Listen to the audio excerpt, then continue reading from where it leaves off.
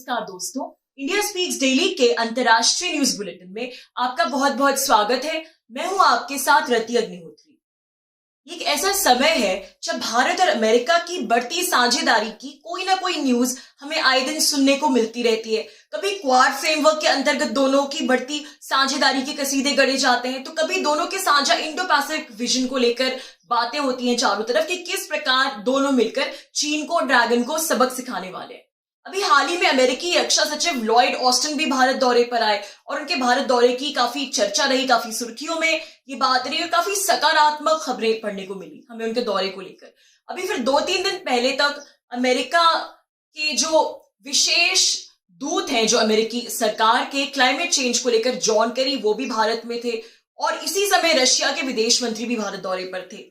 लेकिन अब अमेरिका ने एक ऐसा कारनामा कर दिखाया है जिससे अमेरिका और भारत के द्विपक्षीय संबंधों में दरार पड़ने की पूरी संभावना है। अमेरिका ने, जिसे कहते हैं अंग्रेजी में, एक बेहद शॉकिंग काम किया है।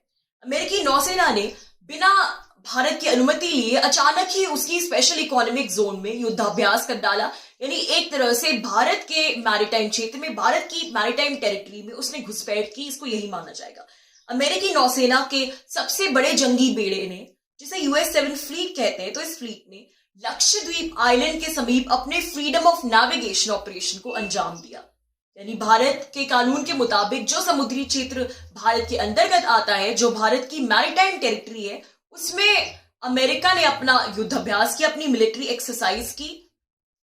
समुद्र को लेकर, मैरीटाइम टेरिटरी को लेकर जो भारत का कानून है उसमें स्पेशल इकोनॉमिक जोन्स का प्रोविजन है और ये जो स्पेशल इकोनॉमिक जोन्स हैं, इस क्षेत्र में किसी भी दूसरे देश की वॉरशिप नहीं घुस सकती, कोई भी दूसरा देश अपनी मिलिट्री एक्सरसाइज नहीं कर सकता इन स्पेशल इकोनॉमिक जोन्स में, और अगर वो ऐसा करना चाहता है तो उसे बाकायदा भारत सरकार की अनुमति लेनी होगी।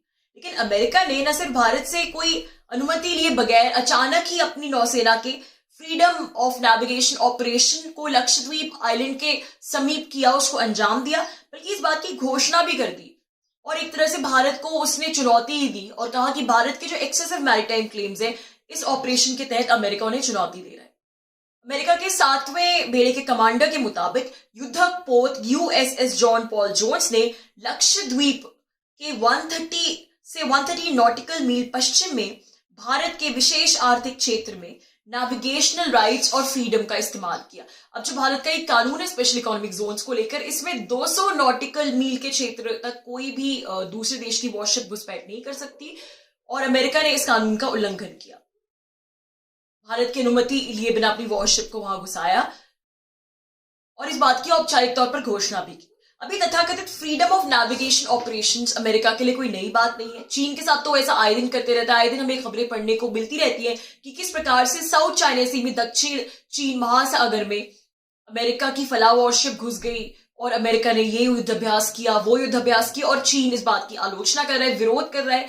तो ये तो एक ऐसी पॉलिसी है जो कि क्वाड फ्रेमवर्क के अंतर्गत भी इस बात का औचित्य बैठता है। इस बात को ठहराया जा सकता है कि चीन जो है वो इंडो पैसिफिक क्षेत्र में अपना वर्चस्व स्थापित करने की कोशिश करे, तो अमेरिका चीन के मैरीटाइम क्लेम्स को, एक्सेसिव मैरीटाइम क्लेम्स को चैलेंज करे, ये बात तो समझ में आती है। लेकिन वो भारत के मैरीटाइम क्लेम्स को किस आधार पर चैलेंज कर रहा है? क्या वो भारत और चीन को एक ही कैटेगरी में रख रहा है? भारत के जिस क्षेत्र में, लक्षद्वीप आइलैंड के समीप, जहां पर उसने बिना भारत की अनुमति लिए मिलिट्री एक्सरसाइजेस की, वो तो कोई डिस्प्यूटेड मैरीटाइम टेरिटरी में भी नहीं आता, वो कोई डिस्प्यूटेड वाटर्स भी नहीं है, एक बहुत ही जिसे कहते हैं क्लीन वाटर्स है, तो उसमें इस प्रकार के ऑपरेशंस करने का क्या औचित्य है? लेकिन जैसा कि हमने कहा, अमेरिका की पॉलिसी है, बहुत से देशों के साथ अमेरिका ऐसा करता है, वो दूसरे देशों के स्पेशल इकोनॉमिक जोन्स को नहीं मानता, इसलिए उनके क्षेत्र में अपनी वॉरशिप्स बेचकर उसकी जो अमेरिका की जो नेवी है उन्हें एक प्रकार का संदेश देती है कि वो उनके मैरीटाइम लॉस को नहीं मानता।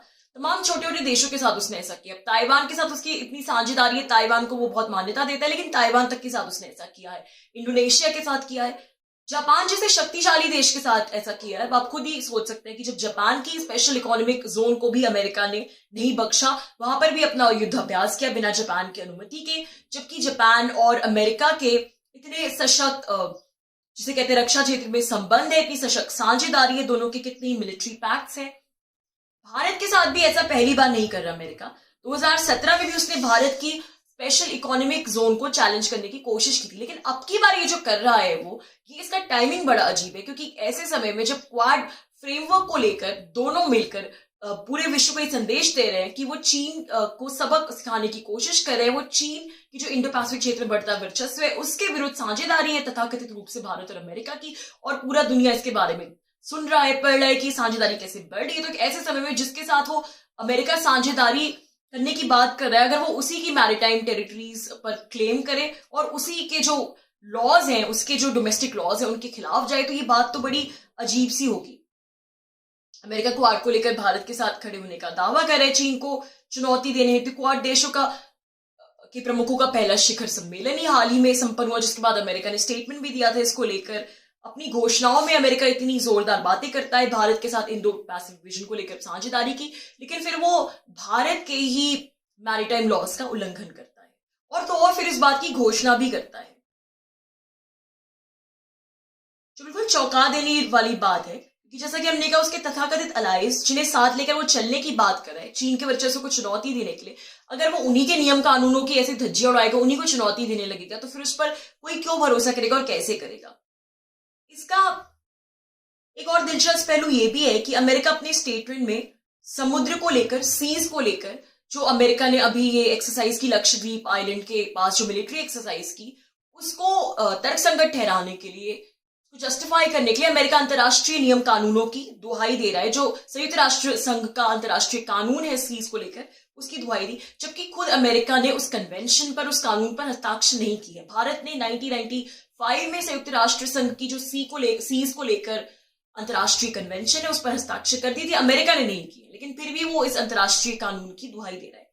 भारत की तरफ से भी अब इस पूरे मसले को लेकर एक औपचारिक बयान आ गया है। भारत के विदेश मंत्रालय ने अमेरिकी नौसेना के बयान के जवाब में कहा है कि जहां तक संयुक्त राष्ट्र संघ के convention on the law of the sea का प्रश्न है, तो उसका हिस्सा बनते समय भारत ने यह स्पष्ट कर दिया था कि उसकी जो स्पेशल इकोनॉमिक जोन है उनमें दूसरे देश किसी भी प्रकार की मिलिट्री एक्सरसाइजेस नहीं कर सकते। यदि करना चाहते हैं तो उन्हें पहले से उसकी अनुमति लेनी होगी। तो जैसा कि हमने कहा कि जो कुछ समय इस समय अमेरिका ने किया, उसका टाइमिंग बहुत अजीब है, और फिर कर भी दिया तो उसकी घोषणा करने की क्या जरूरत थी। ये तो एक प्रकार से भारत को नीचा दिखाना हुआ, भारत का अपमान करना हुआ। भारत की अमेरिका के साथ जो भी साझेदारी है, लेकिन वो उसके प्रहार लगातार झेल रहा है। कभी ईरानी तेल के आयात को लेकर जो प्रतिबंध लगाए थे पूरे विश्व में, वो भारत पर भी लगाए। भारत ने जबकि इतनी गुहार भी की कि उसकी अर्थव्यवस्था के लिए ईरान से जो तेल वो आयात करते वो बेहद जरूरी है, लेकिन अभी तक भारत ईरानियन ऑयल पे जो प्रतिबंध लगाए थे अमेरिका ने, वो झेल रहा है। व्यापारिक क्षेत्र में लगे अन्य प्रतिबंधों को भी झेल रहा है। रशिया से S-400 डिफेंस सिस्टम्स खरीदने को लेकर अमेरिका उसे लगातार प्रतिबंधों की धमकी देता ही रहता है, और जैसा कि हमने कहा व्यापारिक क्षेत्र में तो प्रतिबंध आए दिन यूएस लगाता ही रहता है। तो ये जो अमेरिका की जो मोडस ऑपरेंडी है, अमेरिका को भी अब समझना होगा कि अब जो दुनिया है, अब जो विश्व है, उसके भू राजनीतिक समीकरण बदल चुके हैं, और सिर्फ एक पावर सेंटर नहीं है। अमेरिका को लगता है कि अभी भी वही बस एक पावर सेंटर है दुनिया में, और वो पूरे विश्व को बुली करता रहेगा, सब उसकी बात मानते रहेंगे, और जो भी अलायंसेस होंगी उसके नियम कानून उसकी शर्तों पर होगी। तो अमेरिका को भी ये समझना होगा, लेकिन उससे ज्यादा भारत को भी कुछ बातें चुपचाप समझनी होंगी, बिना बोले, बिना कोई रिएक्शन दिए। तो भारत को भी अपने हित देखने होंगे, और ये समझना होगा कि उसके स्वाभिमान और स्वायत्ता की रक्षा से ऊपर और कुछ भी नहीं हो सकता। तो दोस्तों, आज के लिए बस इतना ही। बहुत जल्द आपसे फिर मुलाकात होगी नई खबरों के साथ। तब तक के लिए अनुमति दीजिए। नमस्कार।